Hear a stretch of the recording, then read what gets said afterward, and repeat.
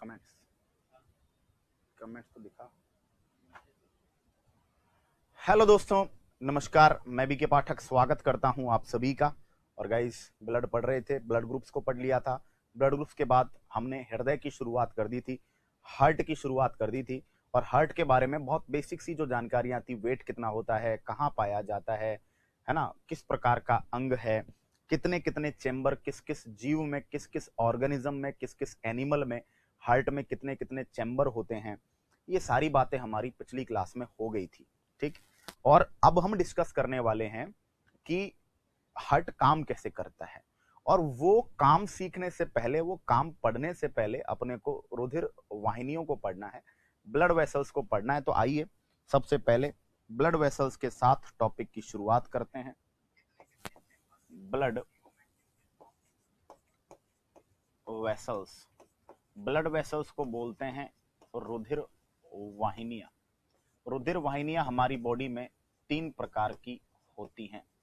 Blood vessels 3 प्रकार की होती है, जिनमें हमें मेजर डिफरेंस 2 में ही पढ़ना है, तीसरी को तो हम चुटकियों में सल्टा देंगे। ठीक। तो पहले हम बात करेंगे धमनियां। इनको बोला जाता है इंग्लिश में आर्टरी, और दूसरा होता है वेन।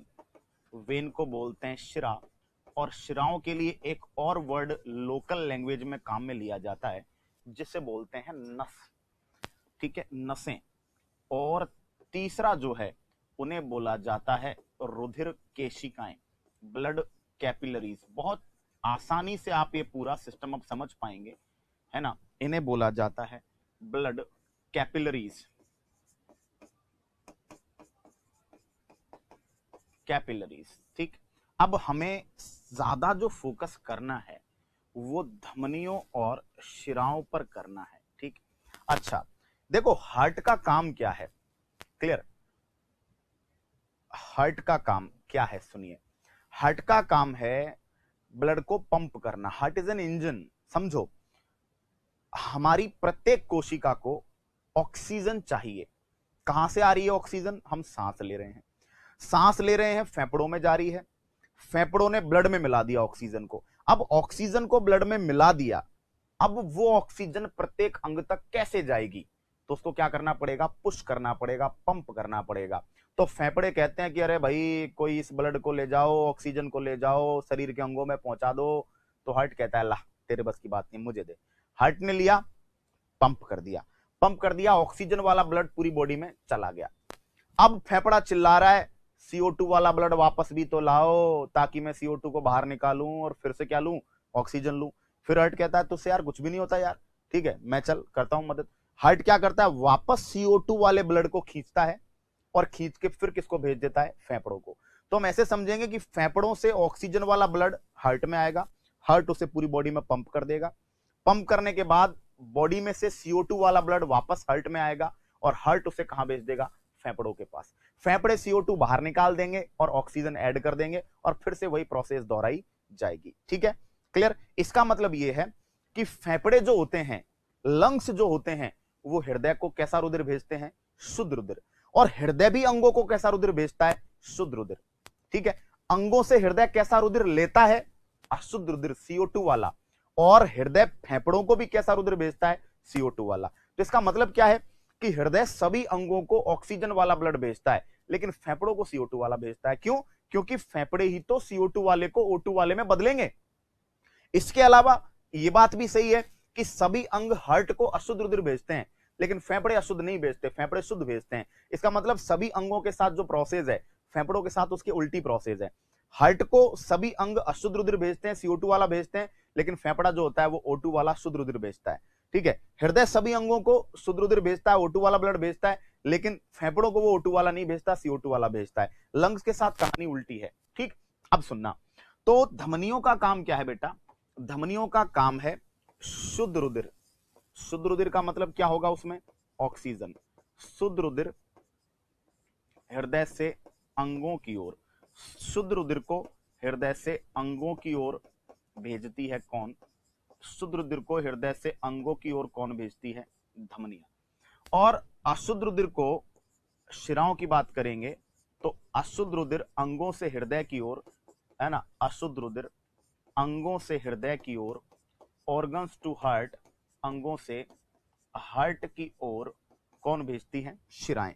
अब हम कह रहे हैं कि शिरा जो जाती है वो हृदय से अंगों की ओर जाती है और कैसा रुधिर लेकर जाती है? शुद्ध रुधिर। लेकिन एक अंग को, धमनी की बात चल रही है, सॉरी, धमनी हृदय से अंगों की ओर जाती है, शुद्ध रुधिर ले जाती है, लेकिन एक अंग को धमनी शुद्ध रुधिर नहीं लेकर जाएगी, उसका नाम है लंग्स।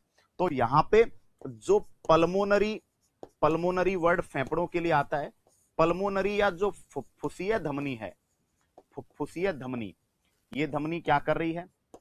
ये धमनी हार्ट टू लंग्स, ये धमनी हृदय से फेफड़ों की ओर जा तो रही है, लेकिन कैसा रुधिर लेकर जा रही है? शुद्ध की जगह अशुद्ध रुधिर लेकर जा रही है।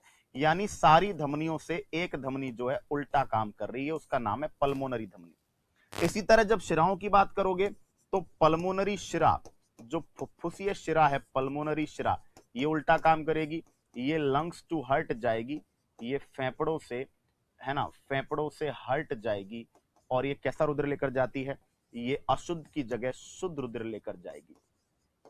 तो कहानी फेफड़ों के लिए उल्टी है, बाकी सब जगह मामला वही है जो हम पढ़ते जा रहे हैं। ठीक है, क्लियर? जो क्लास सबसे पहले डली थी वो अपलोड हो जाएगी, डोंट वरी, उसकी टेंशन मत लीजिए आप, है ना। नहीं हुई है तो कोई बात नहीं, अपलोड हो जाएगी, ये ज्यादा कनेक्टेड नहीं है उससे, है ना, तो आसानी से आप समझ पाएंगे। धमनियां जो होती हैं सक्रिय होती हैं, नैरो होती हैं, और सक्रिय होती हैं तो धमनियों में जो प्रेशर है वो क्या होता है? ज्यादा होता है।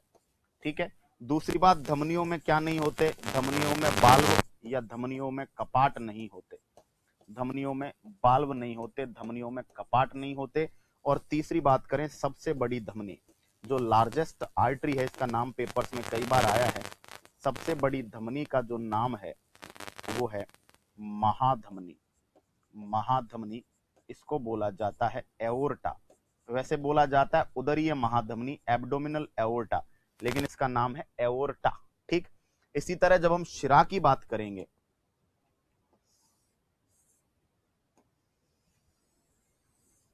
ठीक है, जब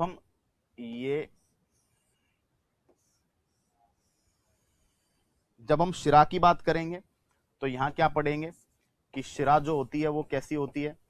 शिरा जो होती है वो चौड़ी होती है, चौड़ी होती है, तो प्रेशर क्या होता है शिराओं में? शिराओं में प्रेशर कम होता है। ठीक है, उसके बाद बात करेंगे, शिरा में क्या होते हैं? कपाट होते हैं, इसकी वजह से भी प्रेशर कम होता है, शिरा में बाल्व पाए जाते हैं। और सबसे बड़ी शिरा का नाम, सबसे बड़ी शिरा का नाम है पश्च महाशिरा। पश्च महाशिरा, इसको बोला जाता है vena cava, vena cava, vena cava, सबसे बड़ी शिरा वेना केवा। ठीक, अब सुनना इसके बाद, केशिकाएं, केशिकाएं सबसे पतली होती हैं, केशिकाएं जो होती हैं सबसे पतली रुधिर वाहिनियां हैं, सबसे पतली होती हैं, जो अंगों के अंदर, ये तो अंगों तक छोड़ने का था, अंगों के अंदर ऊतक होते हैं, टिश्यूज होते हैं, और कोशिकाएं होती हैं। अंगों के अंदर ऊतक व कोशिकाओं में, अंगों के अंदर टिश्यूज और सेल्स में, अंगों के अंदर ऊतक व कोशिकाओं में शुद्ध व अशुद्ध, प्योर व इम्प्योर, शुद्ध व अशुद्ध दोनों रुधिर की सप्लाई करती है। शुद्ध और अशुद्ध दोनों प्रकार के रुधिर की सप्लाई करती है। उनको हम क्या कहते हैं? उनको हम ब्लड कैपिलरीज कहते हैं, उनको हम रुधिर केशिकाएं कहते हैं। ठीक है, तो 3 प्रकार की ब्लड वेसल्स हो गई, 3 प्रकार की रुधिर वाहिनियां हो गई। ठीक है, 3 प्रकार की ब्लड वेसल्स हो गई हमारे। क्लियर? चलिएगा, यहां तक बात समझ में आई है? जल्दी से जल्दी मुझे जवाब देंगे। चलिए, क्लियर? 3 प्रकार की हो गई, धमनी, शिराएं, और साथ में आपके क्या हो गया?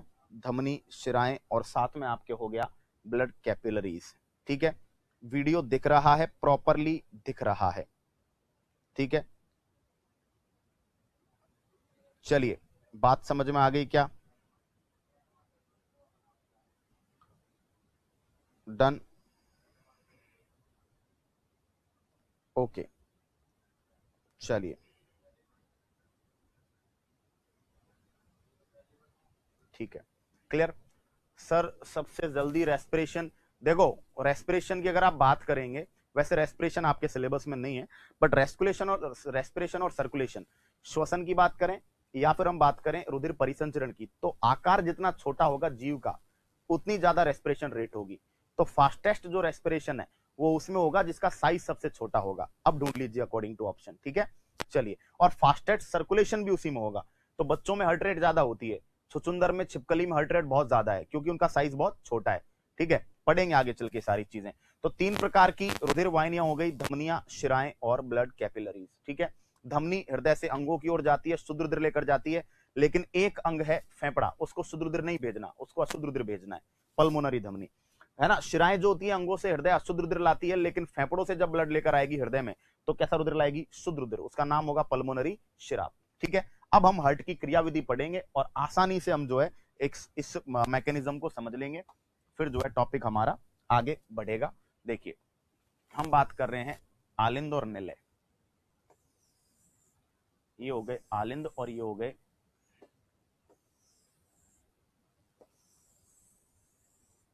ठीक है, 2 आलिंद 2 निलय, इसको बोल दिया लेफ्ट आर्ट्रियम, है ना, ये बायां है left atrium, left ventricle, right atrium और राइट वेंट्रिकल, ठीक है।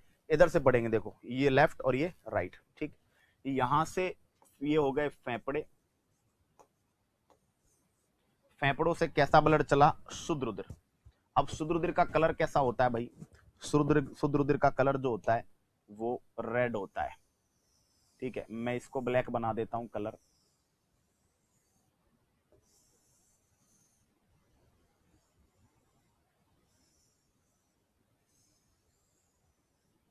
ठीक है। फेफड़ों से चला ब्लड, ये शुद्ध रुधिर सबसे पहले कहां आया, बाएं आलिंद में। अच्छा मुझे इतना बताइए कि मैंने कहा था फेफड़े अंग है, अंगों से हृदय कौन आती है, शिरा, शिरा अशुद्ध रुधिर लाती है, लेकिन फेफड़ों से शुद्ध रुधिर नहीं आएगी, फेफड़ों से शुद्ध रुधिर नहीं आएगी, ठीक है।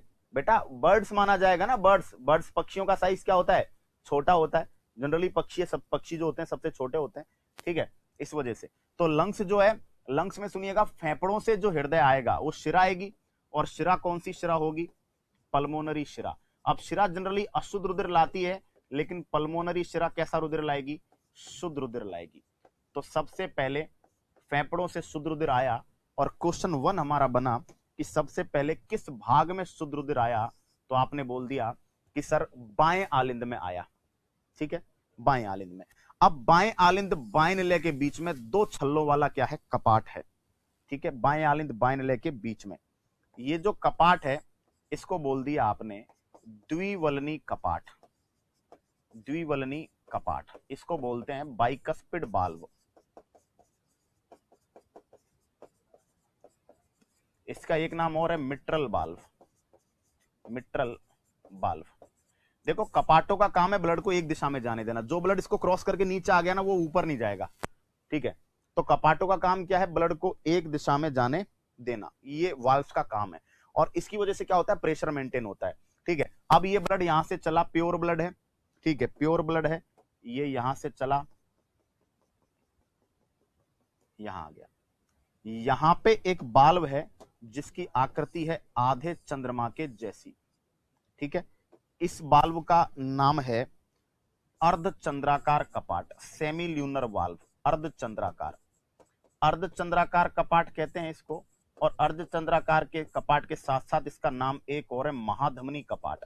क्यों, क्योंकि ये किसमें खुलेगा, महाधमनी में खुलेगा, और जो महाधमनी है उसने ब्लड को उठाया और कहां पहुंचा दिया, पूरी बॉडी में, ठीक है। कौन सी धमनी हो गई, महाधमनी। तो अभी तक ब्लड शुद्ध चल रहा है, देखो पहले फेफड़ों से पल्मोनरी शिरा के माध्यम से बाएं आलिंद में आया, बाएं आलिंद से द्विवलनी कपाट को क्रॉस करके बाएं निलय में आ गया, और अर्धचंद्राकार कपाट से होते हुए महाधमनी में एंटर कर गया। महाधमनी पूरी बॉडी में क्या कर रही है, ब्लड को, है ना, छोटी अलग अलग अंगों की जो धमनियां हैं उनको बांट दिया और वो सभी अंगों में चला गया। अब यहाँ पे ब्लड क्या हो गया बेटा, इम्प्योर। अब इम्प्योर को वापस फेफड़ों तक पहुंचाना, लेकिन फेफड़े नहीं पहुंचा सकते, हार्ट के पास आया पंप होने के लिए, तो यहां से वापस चलेगा और यहां से वापस चल के, और ये क्योंकि अशुद्ध रुधिर का रंग कैसा होता है, गहरा नीला या काला, तो यहां से उठाएगी इसको अग्र व पश्च महाशिरा, इसको उठाएगी वेना केवा, और ये कहां चला गया भाई, ये कैसा हो गया, यहाँ अशुद्ध रुधिर हो गया, और ये अशुद्ध रुधिर कहां चला गया बोलो, ये चला गया दोस्तों दाएं निलय में। दाएं निलय में वापस आपको क्या मिलेंगे, यहाँ पे दाएं निलय में आपको वापस 3 छल्लों वाला कपाट मिलेगा। यहाँ पे कितने छल्ले वाला, 3 छल्लों वाला, ठीक है, इसको बोलेंगे त्रिवलनी कपाट, ट्राइकस्पिड बाल्व, त्रिवलनी कपाट ट्राइकस्पिड, ट्राइकस्पिड से, ठीक है। अब ये देखो, ये अशुद्ध था, यहां निकला, यहां गया, यहां आते ही वापस कैसा कपाट है, एक अर्धचंद्राकार, यहां पे वापस अर्धचंद्राकार कपाट है, या इसी का नाम है क्या, फुफ्फुसीय धमनी कपाट। क्यों, क्योंकि ये पल्मोनरी धमनी में खुलेगा, फुफ्फुसीय धमनी कपाट। पल्मोनरी धमनी आपको पढ़ाया था, है ना, फेफड़ों से कहां जाएगी, फेफड़ों से जाएगी आपके कहां तक,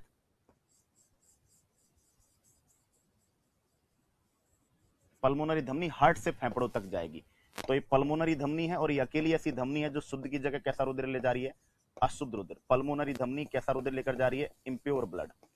तो जरा गौर कीजिएगा, देखो सिस्टम क्या हुआ, सिस्टम कुछ ऐसे चला कि सबसे पहले फेफड़ों से ब्लड चला हृदय तक, फेफड़ों से महाधमनी को एओर्टा बोलते हैं बेटा, एओर्टा, है ना, और ये अग्र व पश्च महाशिरा को बोलते हैं वेना केवा, वेना केवा, ठीक है। तो सबसे पहले फेफड़ों से ऑक्सीजन वाला ब्लड चला, फेफड़े ऑर्गन है, ऑर्गन से हार्ट तक शिरा जाती है, सभी शिराएं इंप्योर ब्लड ले जाती है, लेकिन फेफड़ों से जो शिरा जाएगी वो प्योर ब्लड ले जाएगी, उसका नाम है पल्मोनरी वेन। पल्मोनरी वेन से हार्ट में सबसे पहले किस भाग में ब्लड एंटर किया, आप बोलेंगे बाएं आलिंद में। क्वेश्चन नंबर 2, क्वेश्चन नंबर 2 था बाएं आलिंद बाएं निलय के बीच में कौन सा कपाट है, आप बोलेंगे द्विवलनी कपाट है। उसके बाद बोलेंगे कि ये प्योर ब्लड है, प्योर ब्लड निलय से, अब देखो बाएं आलिंद से बाएं निलय में आ गया, ठीक है, प्योर ब्लड जो है वो किस कपाट की सहायता से निकलेगा, तो प्योर ब्लड जो है अर्धचंद्राकार कपाट की सहायता से, या एओर्टिक बाल्व महाधमनी कपाट की सहायता से निकलेगा, और किस में खुल जाएगा बोलो, महाधमनी में खुल जाएगा।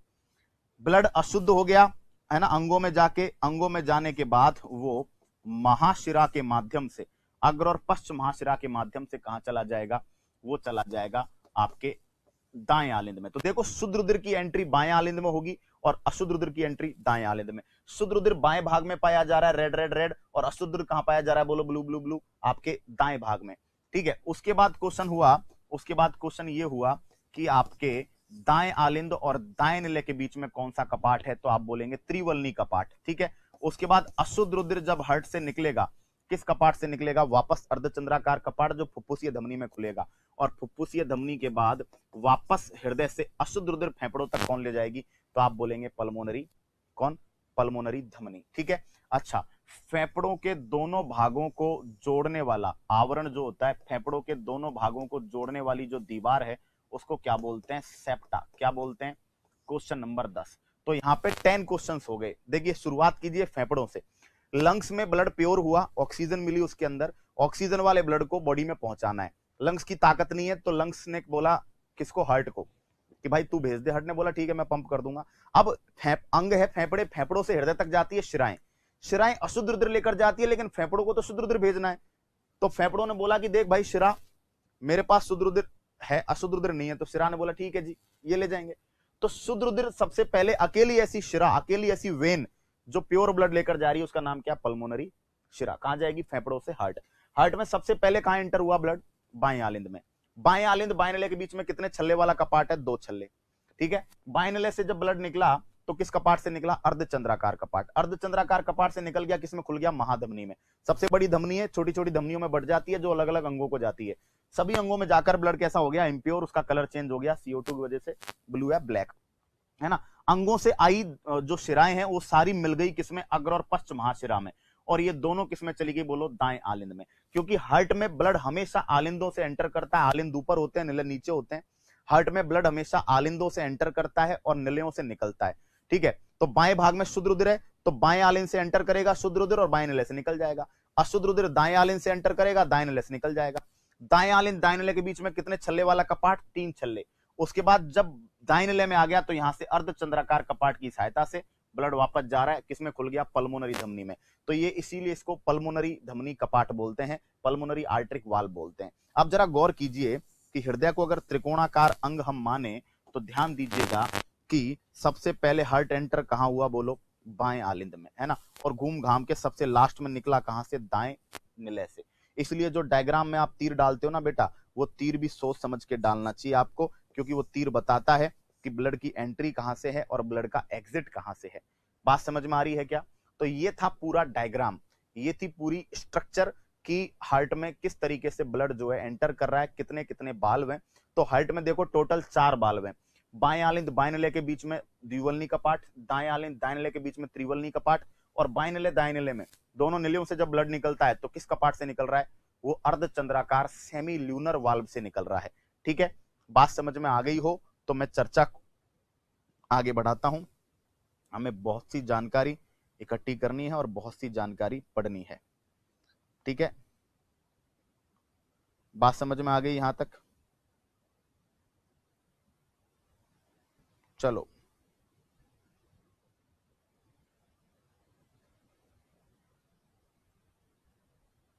यहां तक बात क्लियर हुई? आगे बात करें। कोई दिक्कत, कोई प्रॉब्लम? उम्मीद करता हूं नहीं होगी। ठीक, चलिए अब हम आगे बात को बढ़ाते हैं। ठीक है, सुनना, ये बात हुई क्लियर। अब ये बनने के बाद हम आगे चलेंगे दोस्तों। हार्ट को, हार्ट के लेफ्ट साइड में, लेफ्ट साइड में हार्ट के बाएं भाग में हमेशा कैसा ब्लड होगा? प्योर ब्लड होगा। और जो राइट साइड होगा उसमें कैसा ब्लड होगा? दाएं भाग में इम्प्योर ब्लड होगा, अशुद्ध रुधिर होगा। ठीक, उसके बाद बात करेंगे हम लोग, आलिंद ऊपर होते हैं, आलिंद ऊपर, और निलय कहां होते हैं? आलिंद ऊपर होते हैं, निलय नीचे होते हैं। ठीक, उसके बाद ब्लड की एंट्री कहां से होगी? ब्लड की एंट्री आलिंद से, और एग्जिट कहां से होगा? एग्जिट निलय से। ठीक, अच्छा, हार्ट का, हार्ट ऑफ हार्ट, हार्ट का हार्ट, हृदय को लगातार कार्य करते रहने के लिए जो फंक्शनल वोल्टता है, जो क्रियात्मक वोल्टेज है, हृदय को लगातार कार्य करते रहने के लिए जो ऊर्जा या वोल्टेज मिल रहा है, वो एक संरचना से मिल रहा है जिसका नाम है एस ए नोड। इस एस ए नोड को हम साइनो आर्ट्रियल नोड कहते हैं, साइनो आर्ट्रियल नोड। और ये पाया कहां जाता है? ये पाया जाता है दाएं आलिंद में, राइट अट्रियम में पाया जाता है, दाएं आलिंद में। ठीक है, एस ए नोड बोला जाता है। और इसकी मदद के लिए जो संरचनाएं होती हैं उनका नाम है A V node, bundle of hinge, hinge के बंडल क्वेश्चन आ जाता है, हिंज के बंडल कहां पाए जाते हैं? हार्ट में। और पुरकिंजे फाइबर, पुरकिंजे तंतु, है ना, ये कहां पाए जाते हैं? ये हार्ट में होते हैं। ठीक है, ये मदद करते हैं एस ए नोड की। अगर एस ए नोड क्या हो जाए?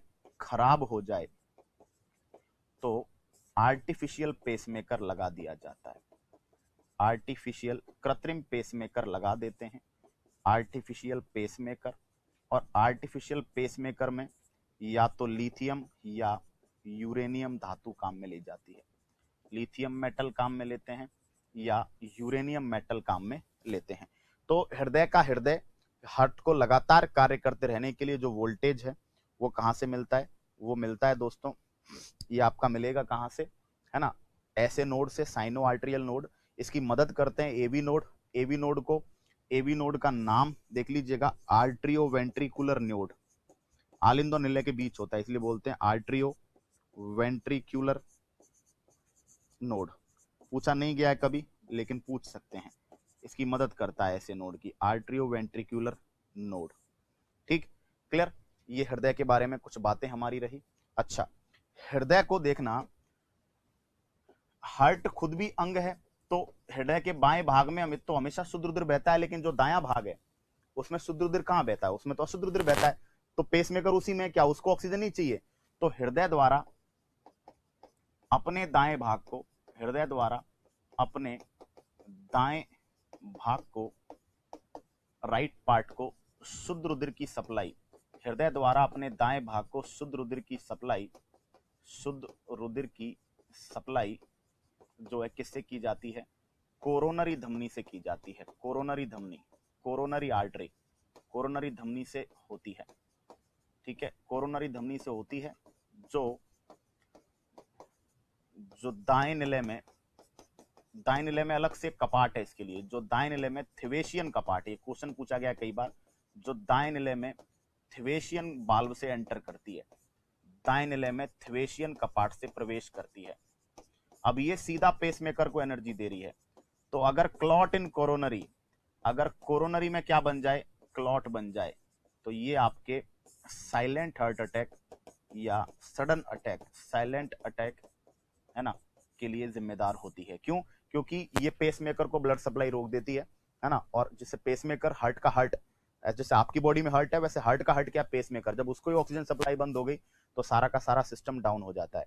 ठीक है, क्लियर हुई बात यहां तक? चलिएगा, तो ये बातें हमारी कुछ बेसिक रही हैं कि हार्ट के लेफ्ट साइड में किस टाइप का पार्ट है, राइट साइड में। अच्छा, आपसे पूछा जाए हार्ट का सबसे मजबूत भाग, हार्ट का स्ट्रॉन्गेस्ट पार्ट, सबसे मजबूत भाग आपसे कोई पूछ ले तो सबसे ज्यादा प्रेशर जिसमें होता है वो होता है आपका बायां निलय। तो सबसे मजबूत भाग है लेफ्ट वेंट्रिकल। ठीक है, तो हृदय का सबसे मजबूत भाग अगर आपसे कोई पूछ ले तो बायां निलय है ना, left ventricle is the strongest part of heart. ठीक है, ये बातें हमारी हुई, कवर हुई। ठीक है, चलिए अब आगे बात को बढ़ाते हैं, आगे समझते हैं। देखिएगा, आगे हम ये समझेंगे कि दोस्तों हार्ट साइकिल क्या होता है, हृदय चक्र। तो हृदय चक्र की बात करेंगे। हृदय चक्र को ही पल्स रेट बोलते हैं, हृदय चक्र को ही नब्ज गति बोलते हैं, हृदय चक्र को ही नाड़ी दर बोलते हैं, हृदय चक्र को हृदय चक्र कहा ही है। इसी को धड़कनों की संख्या कहते हैं, हार्ट बीट बोलते हैं, धड़कन। ठीक है, और ये मापी कहाँ जाती है? तो इनका मापन जो है ये कलाई में होता है मोस्टली। कलाई में एक धमनी होती है जिसका नाम है रेडियल धमनी। तो कलाई की जो रेडियल धमनी है उसमें हम मापते हैं, और जिस यंत्र के द्वारा मापी जाती है उस यंत्र का नाम है स्फिग्मोमैनोमीटर, स्फिग्मोमैनोमीटर। ठीक है, अब आगे सुनेंगे। हार्ट रेट जो होता है इसकी अवधि 0.8 सेकंड होती है, यानी दो धड़कनों के बीच की अवधि कितनी होती है? 0.8 सेकंड। इसीलिए एक मिनट में 72 से 75 हार्ट साइकिल या धड़कनें हमारी होती हैं।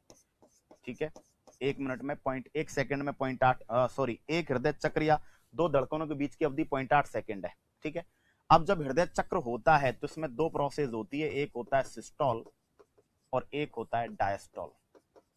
ठीक है, सिस्टोल का मतलब होता है प्रकुंचन, प्रकुंचन का मतलब है सिकुड़ना। तो एक बार हृदय क्या होता है? सिकुड़ता है, दायां बायां दोनों भाग, और फिर क्या होता है? फैलता है।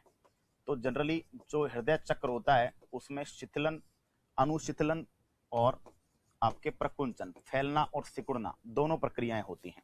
ठीक है, जब हृदय सिकुड़ रहा होता है, पता हो हृदय से धमनियों में ब्लड प्रेशर मापते हैं, तो जब हृदय सिकुड़ेगा उसके साथ जो धमनियां हैं तो उनमें प्रेशर क्या हो जाएगा? बढ़ जाएगा। तो यहां हम कनेक्ट करेंगे कौन? यहां हम कनेक्ट करेंगे बीपी, ब्लड प्रेशर।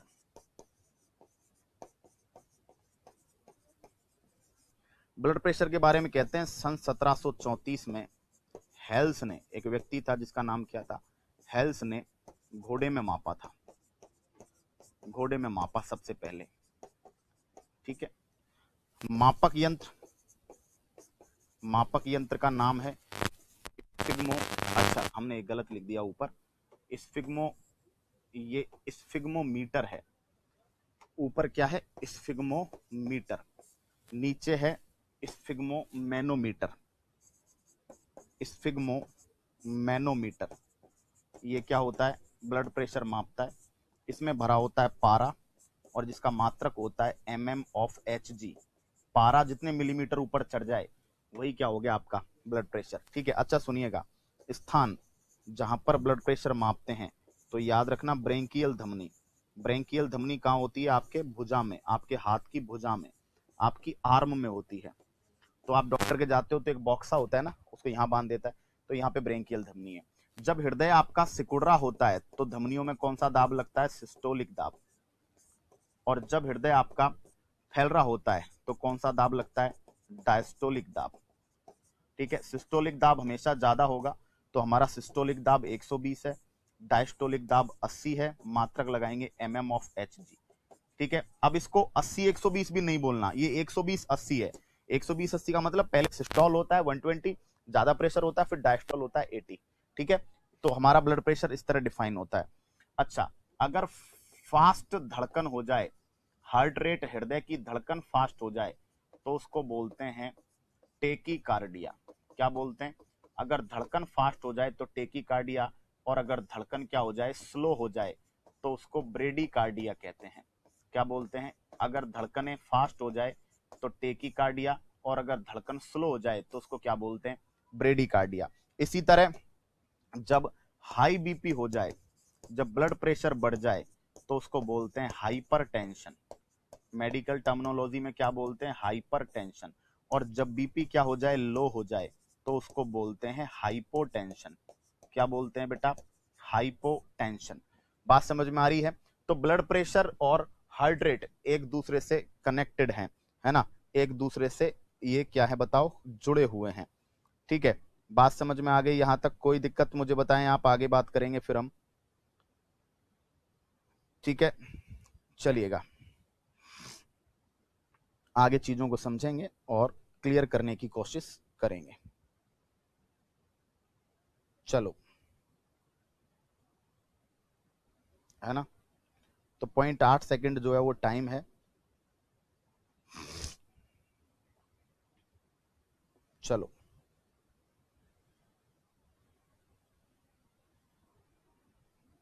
ठीक है, अब मैं आपको थोड़ा सा टाइमिंग्स के बारे में बता देता हूं। ये तो हमारा ब्लड प्रेशर एंड हार्ट का काम हो गया। ठीक है, कि कब किसको किस तरह मेजर करते हैं हम लोग। ठीक है, चलें आगे बात करें। ओके, हाई बीपी, लो BP, fast heart rate, slow heart rate. अब सुनना, जो आपका हार्ट साइकिल है, हार्ट साइकिल, उसमें 4 चीजें होंगी देखो। ठीक है, आलिंद का सिस्टोल होगा, निलय का सिस्टोल होगा। ठीक है, आलिंद का सिस्टोल और निलय का सिस्टोल। आलिंद सिस्टोल, आलिंद का सिस्टोल 0.1 सेकेंड लेता है। ठीक है, और निलय का सिस्टोल, निलय का जो सिस्टोल है वो लेता है 0.7 सेकेंड। ठीक है, इसी तरह आलिंद का जो डायस्टोल है, आलिंद का जो डायस्टोल है, मैं एक डायग्राम आपको एनसीईआरटी से पढ़ा रहा हूं। आलिंद का जो डायस्टोल है आपका, 1 सेकेंड 1 सेकेंड 1 सेकेंड, आलिंद का systole 1 second 1 second 1 second 1 second 1 second, आलिंद सिस्टोल हो गया आपका 0.1 सेकेंड का। और आलिंद का डायस्टोल, ठीक है ठीक है ठीक है ठीक है ठीक है, आलिंद डायस्टोल, हमने टाइम गलत लिख दिया, आलिंद का डायस्टोल हो गया आपके 0.7 सेकेंड का। ठीक है, जो निलय का सिस्टोल है वो आपका 0.3 सेकेंड। दोनों के सिस्टोल और दोनों के डायस्टोल को 0.8 करना है।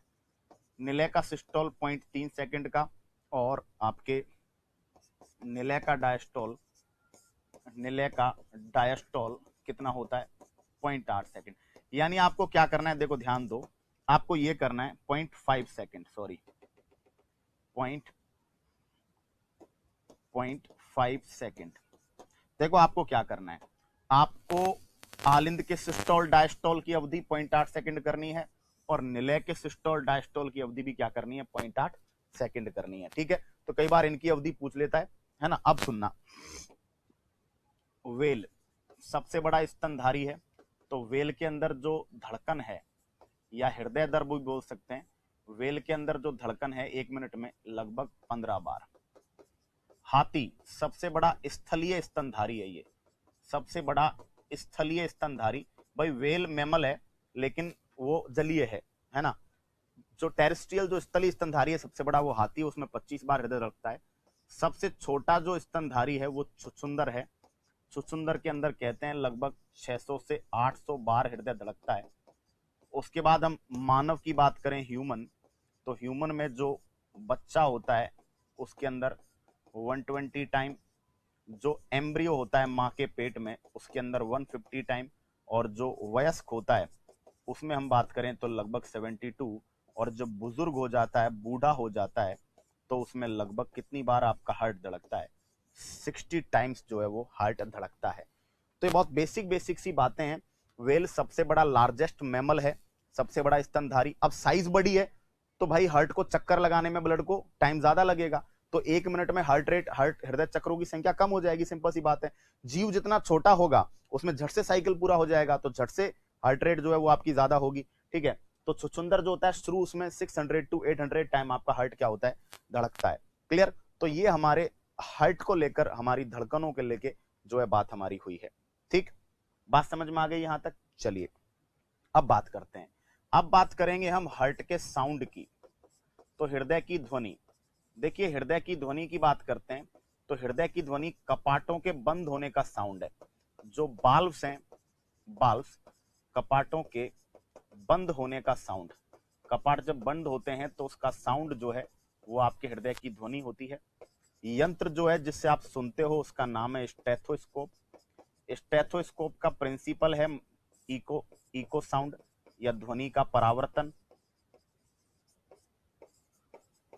ध्वनि का रिफ्लेक्शन होता है बार बार, ठीक है। और स्टेथोस्कोप का आविष्कार जिस व्यक्ति ने किया उसका नाम है लिनियाक या लिनेक, लिनेक या लिनियाक, ठीक है। जब आपका हार्ट धड़कता है तो इसके दो साउंड होते हैं। फर्स्ट साउंड होता है लब और सेकंड साउंड होता है डब। लब साउंड किस वजह से आता है? लब साउंड आता है द्विवल्नी, एनसीईआरटी ने लिखा है द्विवल्नी व त्रिवल्नी कपाट के बंद होने का साउंड। द्विवल्नी व त्रिवल्नी कपाट के बंद होने का साउंड। द्विवल्नी और त्रिवल्नी कपाट जब बंद होते हैं तो उसका जो साउंड आता है उसको हम बोलते हैं लब, है ना। और जब अर्धचंद्राकार, दो अर्धचंद्राकार कपाट है, जब दोनों अर्धचंद्राकार कपाट बंद होते हैं, अर्धचंद्राकार सेमिल्यूनर वाल्व कपाटों के बंद होने का साउंड, जब दोनों सेमिल्यूनर वाल्व क्या होते हैं? बंद होते हैं, तो उसका जो साउंड होता है वो आपका क्या होता है भाई? वो आपका डब साउंड होता है, ठीक है। साथ ही साथ यहाँ पे आप ये भी समझेंगे कि अगर आपके दोषपूर्ण कपाट है, दोषपूर्ण कपाट, अगर आपके कपाटों में कोई क्या है? डैमेज है, तो स्टेथोस्कोप में मरमर साउंड आता है। स्टेथोस्कोप में मरमर की ध्वनि आती है अगर आपके कपाटों में कोई दोष है। बात समझ में आ गई? ये कुछ बातें याद रखेंगे, ठीक है। हार्ट का साउंड जो है कैसे डिफाइन हो रहा है, पहला साउंड कौन सा है, दूसरा साउंड कौन सा है, साउंड कहां से जनरेट हो रहा है, ठीक है। अगर कपाटों में बाल्व्स में कोई दिक्कत है, ठीक है, आपसे पूछा जाए बाल्व्स का काम क्या है, बाल्व्स का काम, तो वाल्व्स का काम है ब्लड को, ब्लड के यूनिडायरेक्शनल फ्लो, ब्लड को एक दिशा में जाने देना, ब्लड को एक दिशा में जाने देना, ठीक है। ये किसका काम है? ये आपके कपाटों का काम है। क्लियर? चलिए आगे बढ़ते हैं। अब सुनना, फर्स्ट सक्सेसफुल, पहला जो सफल हृदय प्रत्यारोपण था, फर्स्ट सक्सेसफुल हार्ट ट्रांसप्लांट, है ना, एक व्यक्ति का हृदय दूसरे व्यक्ति को लगाना, पहला सफल हृदय प्रत्यारोपण 1967 में हुआ। Doctor Christian Barnard, doctor Christian Barnard ने किया साउथ अफ्रीका में 1967। इंडिया की बात करें तो इंडिया में यह कार्य पहली बार 1994 में किया, और यह काम हुआ था एम्स दिल्ली में, एम्स दिल्ली में, और किसके द्वारा किया गया था? डॉक्टर वेणुगोपाल।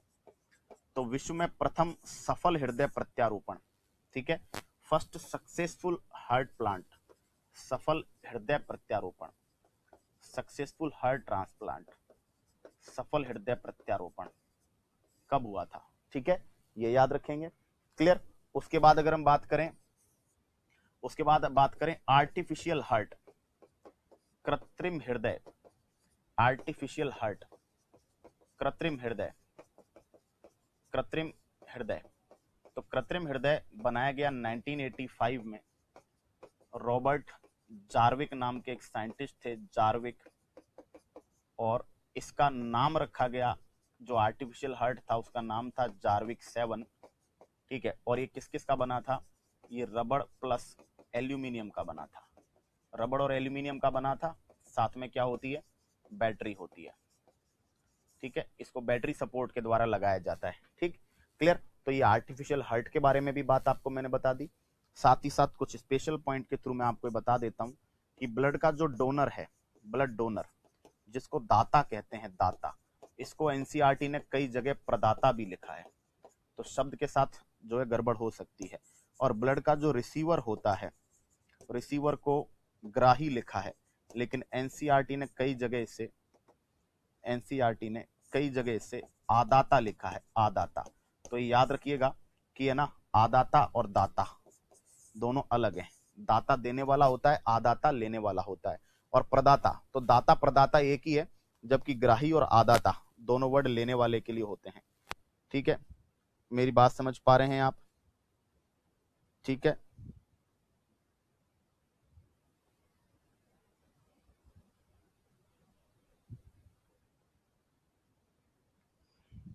चलिए, यहां तक बात ठीक हो गई। तो ये हमारी बात हुई, ठीक है, हार्ट को लेके, है ना। और लास्ट में कुछ चीजें आपको बता देता हूं, जैसे लो ब्लड ऑक्सीजन, अगर ब्लड में ऑक्सीजन की कमी हो गई तो इसको बोलेंगे हाइपोक्सिया, है ना। अगर ऑक्सीजन बढ़ गया हार्ट में, हाई ब्लड ऑक्सीजन, तो इसको बोलते हैं हाइपरऑक्सिया, हाइपरऑक्सिया, है ना। ब्लड ही शरीर में कम हो जाए, रुधिर कम हो जाए, ठीक है, तो उसको बोलते हैं, उसको बोलते हैं इस्कीमिया, इस्कीमिया, शरीर में रुधिर की आपूर्ति कम हो जाए, इस्कीमिया, और ब्लड क्या हो जाए, ज्यादा हो जाए, तो इसको बोलते हैं हाइपरीमिया, हाइपरीमिया। ये कुछ मेडिकल टर्म्स हैं, हाइपरीमिया। मूत्र में ब्लड आए, मूत्र में ब्लड, तो इसको बोलते हैं हीमेटूरिया, है ना।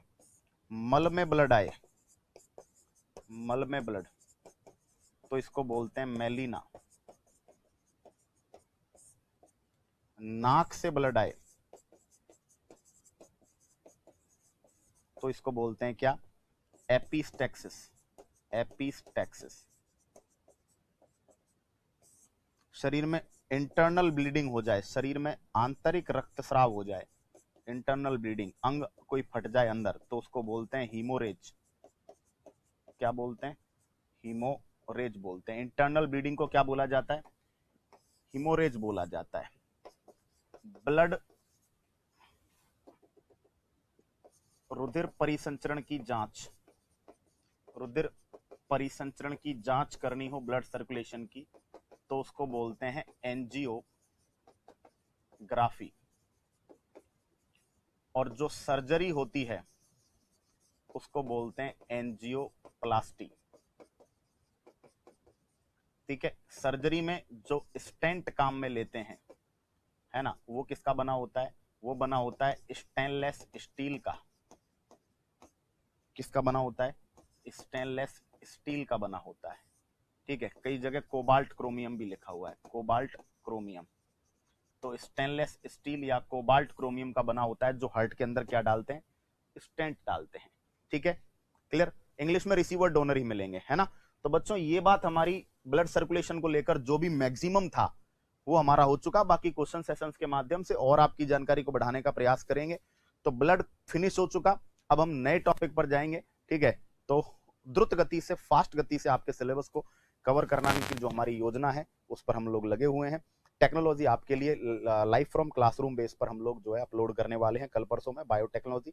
ठीक है, तो पढ़ते रहिए, बिंदास मेहनत करते रहिए, और इसी तरह जो आपको कंटेंट डिलीवर करते रहेंगे अच्छे तरीके से, फास्ट मोशन में, क्योंकि बायोलॉजी में ज्यादा समझने के कंसेप्ट कम है।